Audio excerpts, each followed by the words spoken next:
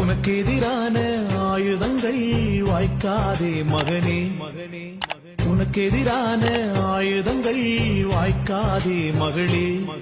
நீ உயிரோடு இருக்கும் வரையிலும் எதிர்ப்பவனில்லை, நீ உயிரோடு இருக்கும் வரையிலும் எதிர்ப்பவனில்லை.